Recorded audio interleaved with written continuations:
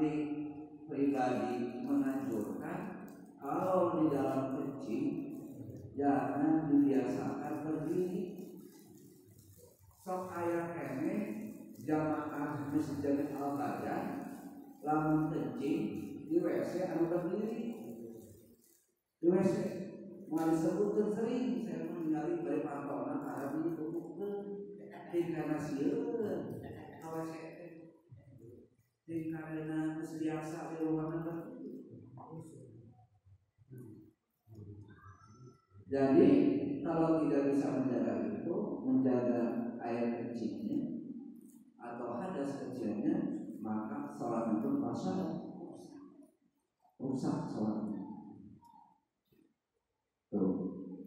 Kalau kita bisa menjaga seluruhnya, amalia fikih dari mulai kita bisa menjaga hadas kecil, bisa menjaga hadas besar, terus kita menjalankan sholat sesuai dengan syariat atau syariat, walaupun sholatnya tidak tertunda, tidak tertinggal dan bisa menjaga sholat, maka demi Allah akan memuliakan orang tersebut. Dia memuliakan di dunia dan di akhirat. Makanya tadi orang yang meninggalkan sholat dia mendapat khusranul mubin, akan mendapatkan kerugian yang nyata di dunia dan di akhirat. Bagaimana waman tahawuna? Tapi di sini bukan dikatakan waman tarakaha, bukan orang yang meninggalkan sholat, tapi tahawun. Tahawun itu dimakna orang anu mengke-ngke karena sholat, orang yang melalaikan sholat lama. Nah di akhir-akhir seorang Adam teh biasa. Tapi orang yang keimanannya sudah bagus, dia mendengar suara Adam itu maka bergetar hatinya karena panggilan Allah sudah datang. Maka dia akan berburu, akan bercepat-cepat bersegera untuk mendatangi panggilan dari Allah. Yang memanggilnya pun muadzin. Itu muadzin itu orang yang sangat besar pahalanya. Kenapa dikatakan besar? Kalau banyak orang yang datang ke masjid untuk melaksanakan sholat, berapapun orang yang banyaknya, maka bagi muadzin tidak sedikit pun amalan atau pahala yang diterima dari orang-orang yang sholat itu oleh Allah disamakan. Tidak merasa rugi. Jadi muadzin itu harus aman. Begitu ada terobak harus masjidnya. Jadi pahala sesuai dengan tanggung berjamaah dirinya.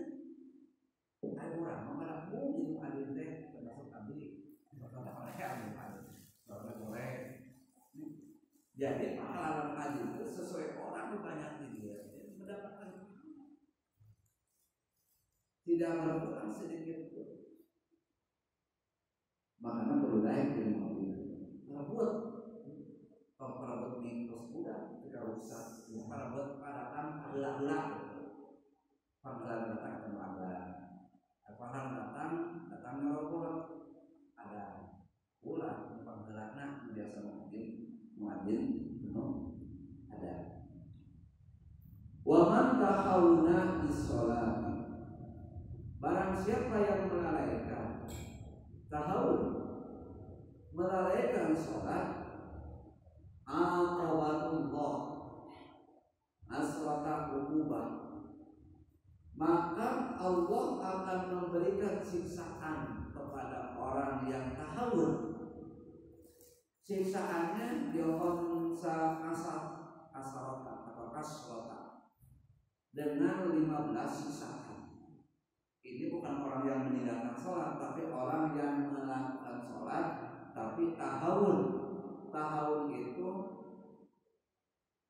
bisa diartikan mengakhir-akhir sholat, melalaikan sholat, atau dalam dirinya sholat itu hanya sebatas permainan, gerakan saja. tidak dengan hatinya. Barang siapa yang tahawun, yang melalaikan sholat, maka Allah Subhanahu wa Ta'ala akan memberikan kepada orang yang tahawun itu 15 siksaan. Yang dimana siksaan tersebut oleh Allah diberikan kepada beberapa tempat. Yang pertama waktu dia hidup, yang kedua waktu dia sedang mengazak itu sakatul maut. Yang ketiga ketika dia di alam kubur. Keempat ketika dia dibangkitkan dari alam kubur. Yang kelima ketika dia di alam akhirat. Kita bahas satu-satu.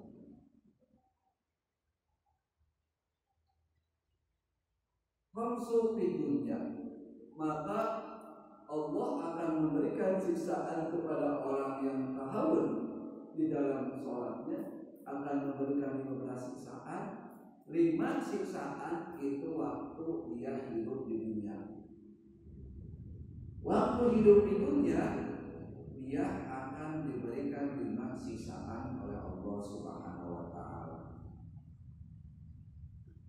Wasalasu indal mauti, dan yang ketiga lagi Allah berikan siksaan kepada orang tahawun ketika dia akan meninggal atau sa'atul maut. 5 tambah 8. Wasalasu fil qabrihi, dan yang 3 lagi ketika dia masuk ke alam kubur. 8 tambah 11.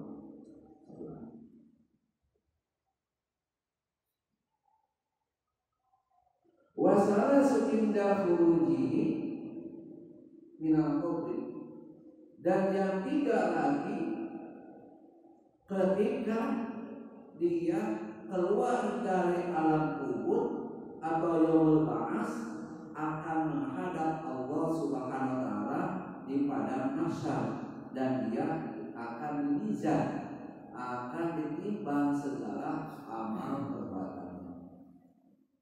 14 kami izinkan di akhirat dimasukkan ke dalam neraka Allah Subhanahu wa Ta'ala. Kita bahas yang di dunia. Fa'ammal lawati, maka sesungguhnya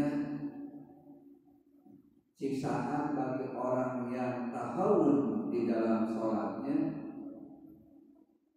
akan diberikan 5 siksaan di dunia. Falkula, yang pertama, yang yunzamu barakatuh min umrihi, maka Allah Subhanahu wa Ta'ala akan mencabut keberkahan dari sisa umurnya. Kalau dia hidup tidak ada keberkahan, maka kehidupannya penuh dengan madarat. Karena dalam sebuah hadis dikatakan, khairun nas, sebaik-baiknya manusia yang ta'umu linnas, orang yang bermanfaat bagi manusia lain. Berarti kalau dia tidak bermanfaat, sisa umurnya berkah, berbarokah. Maka Allah akan mencabut atau menangkap keberkahan dari umurnya. Tandanya dia tidak berkah dari umurnya, kedatangannya tidak dirindukan. Lamun terngaliung teaman datang belum mereka besok ubah. Tandanya umur teh sisa kehidupan itu berkah. Orang lain tidak nyaman kalau berada di lingkungan ubah. Dan dia tidak bermanfaat bagi orang lain. Karena tadi lihatlah salatnya atau hubungannya dengan Allah Subhanahu wa Ta'ala. Kalau kita sudah diangkat keberkahan dari sisa umurnya, segala kegiatan kita pun bermanfaat di hadapan Allah. di hadapan manusia ada manfaat, tetapi di hadapan Allah tidak ada manfaatnya, karena Allah sudah mengangkat keberkahan dari sisa umurnya. Wasanya itu yang kedua, di dunia orang yang tahawun kepada sholat, Allah akan memberikan siksaan yang kedua, yumha sima as-solihin min wajhihi, maka Allah akan mengangkat kesolehan dari wajahnya. Jadi wajahnya tidak nampak kesolehan. Kalau sudah tidak nampak kesolehan dari wajahnya, maka cara berpikir wajahnya tidak bercahaya. Nampak kesolehan seorang itu sudah tampak bekas wudhunya dan bekas sujudnya kepada Allah. Nampak kesolehan dari orang tersebut. Kalau sudah tidak nampak kesolehan dari orang tersebut, berarti orang tersebut sudah mendapatkan siksaan dari Allah di dunia karena dia tahawun di dalam sholat. Kadang-kadang orang rajin sholat, terus sampai karena tidur, tapi wajahnya kusam banget ketika lihat wajahnya tidak nampak kesolehan, tidak bercahaya. Keluar cahaya di dalam kaum, bukan berarti dia tidak sholat, padahal ahli sholat, atau orang yang bukan sholat tapi wajahnya kenapa terus pukul di hidung misalnya, karena hidung rajin sholat tapi kenapa cahaya kesolehan di wajahnya, tandanya kata lebih Allah SWT diberikan siksaan, diangkat kesolehan di wajah orang tersebut. Tapi menampak kesolehan di wajah walaupun hidung, tak kayak cahayaan, walaupun hidung cahaya nampak di wajah. Mudah-mudahan dalam diri kita pun nampak kesolehan di dalam wajah. Sokan tinggalin nampak. Wasali satu dan yang ketiga, siksaan Allah kepada orang yang tahawun di dalam sholatnya, siksaan di dunia. Kullu amalin yang maluhu la ya'jurullah alaih, maka Allah Subhanahu wa ta'ala tidak akan memberikan pahala kepada orang tersebut walaupun dia melaksanakan amal soleh. Dia melakukan amal soleh pun tidak mendapat pahala dari Allah Subhanahu wa ta'ala karena dia sudah tahawun di dalam sholatnya. Apapun perbuatan,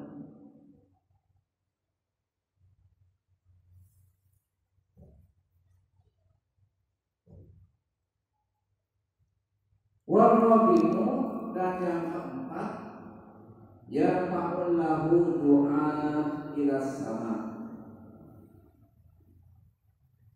Allah Subhanahu wa ta'ala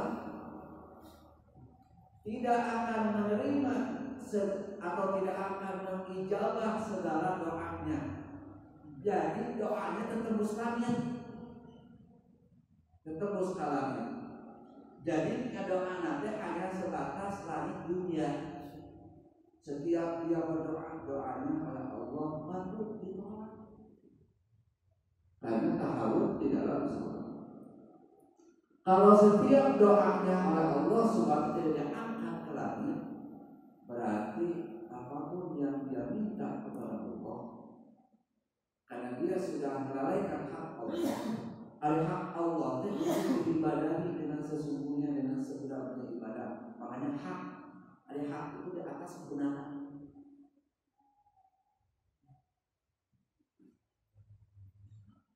Wa khamisatu laisa lahu khattun fi du'aul muslimin atau fi du'ail sholihin.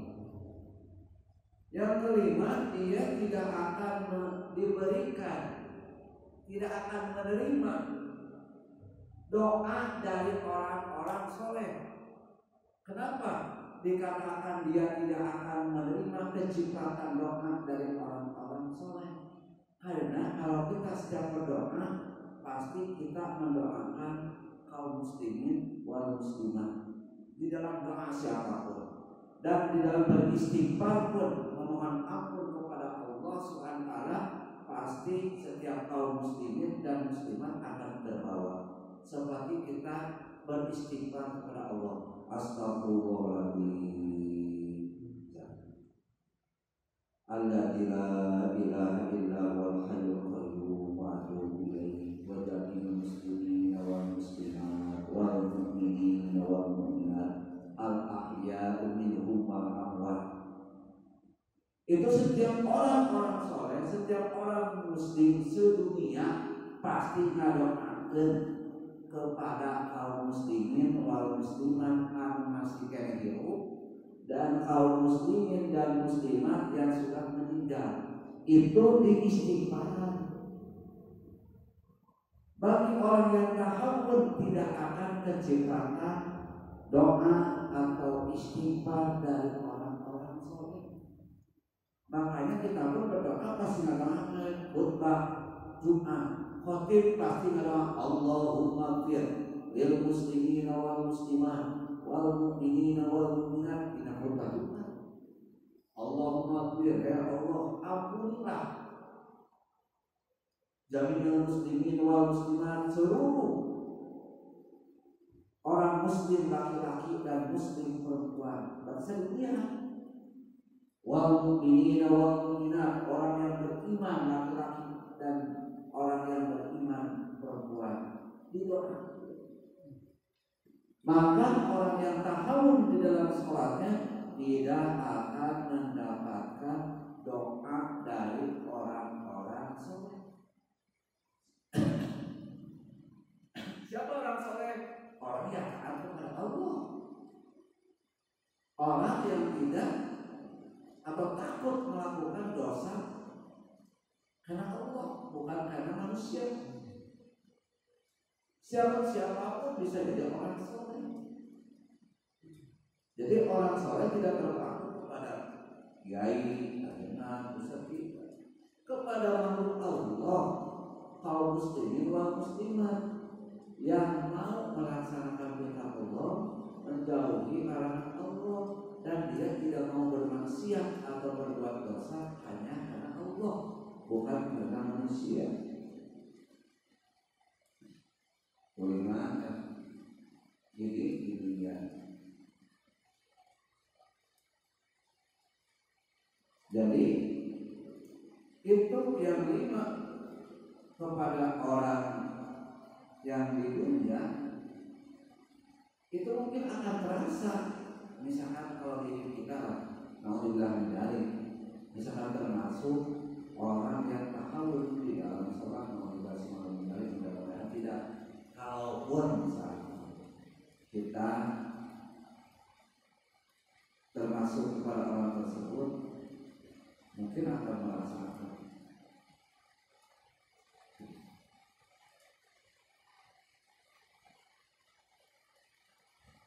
dan tiga siksaan ketika dia sedang mumazah, atau mumazah itu sakaratul maut.